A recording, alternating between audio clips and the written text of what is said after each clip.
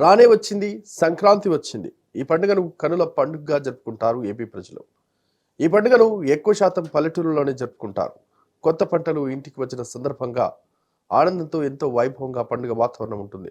పల్లెటూరులో ఏ ఇల్లు చూసినా మామిడి తోరణాలతో అలంకరించుకొని కొత్త అల్లుళ్ళు కోడలకు ఈ పండుగ స్వాగతం చెబుతూ ఎంతో వైభవంగా చేసుకుంటారు.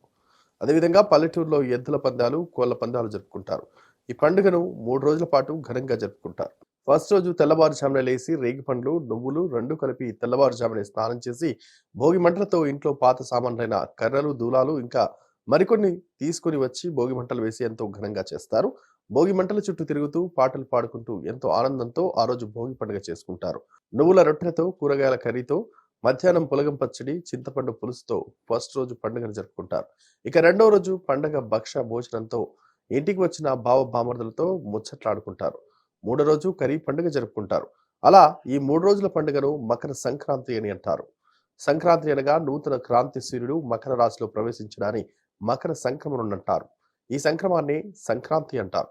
మనకు 12 రాశులు ఉన్నాయి.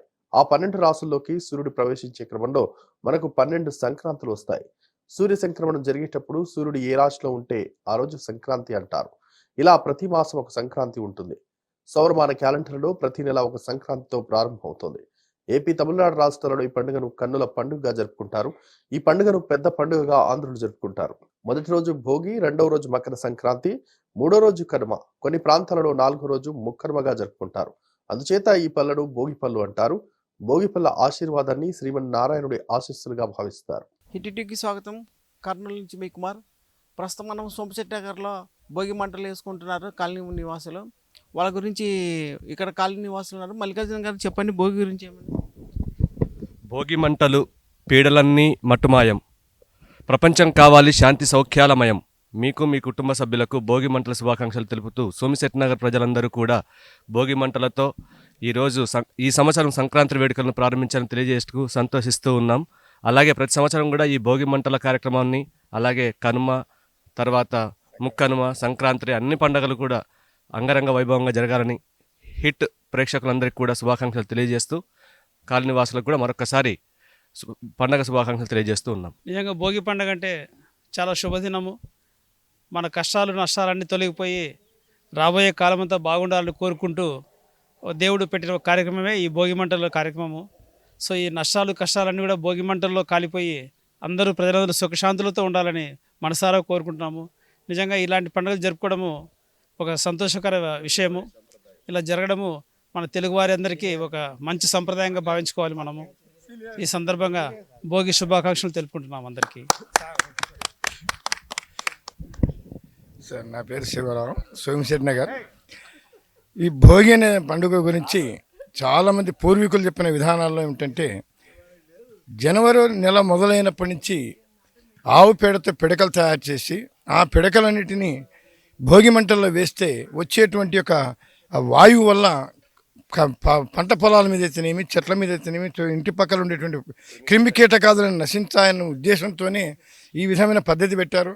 అలాగే కష్టాలు అనేటువంటి అన్నిటినీ ఆ భోగి మంటల్లో వేసి ఆ రోజుతో కష్టాలు తొలగిపోవాలా, ఆ రోజు నుంచి సుఖ సంతోషాలు అందరూ కుటుంబ సమేతంగా, బంధుమిత్ర సమేతంగా ఉండాలని చెప్పేసి కోరుకుంటూ సోమశెట్టి నగర్ వాసులందరికీ, అలాగే కర్నూలు నగర వాసులందరికీ కూడా మా సంక్రాంతి భోగి శుభాకాంక్షలు తెలియపరుచుకుంటాను. ప్రస్తుతం ఇక్కడ ఈ సంక్రాంతి అనేది పల్లెటూరులో ఎక్కువ ఈ పండుగని సెలబ్రేట్ చేస్తారు. ఏమంటే వాళ్ళకి ధాన్యాలు వచ్చిన సందర్భంగా ఆనందంతో ఆ ఇంటి అల్లుళ్ళు, ఇంటి కోడల్స్, తర్వాత ఆడపిల్లలు అందరితో వచ్చి వాళ్ళు పండుగ ఎంతో ఘనంగా జరుపుకోవడానికి సంక్రాంతి పండుగని వస్తుంది.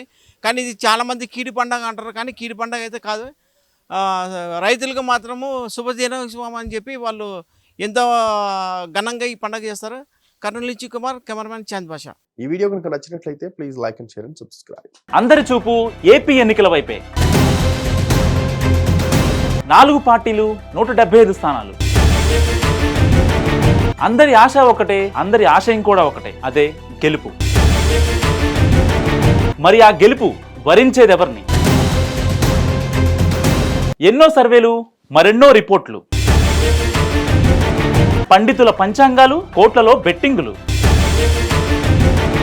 175 సెగ్మెంట్లో ఎవరెక్కడ గెలుస్తారో సీఎం ఎవరవుతారో చెప్పడానికి చిట్టి రెడీగా ఉంది.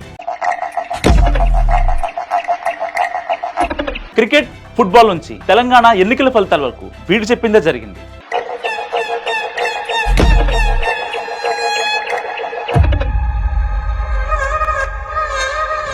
ఏపీ అసెంబ్లీ ఎన్నికల తర్వాత అసెంబ్లీ గేటు తాకేదెవరు, మరో 5 ఏళ్లు ప్రతిపక్షంలో ఉండేదెవరు తెలుసుకోవడానికి నేనెంత ఎగ్జైట్మెంట్తో ఉన్నా. చెప్పడానికి చిట్టి కూడా రెడీగా ఉంది. మరి మీరు?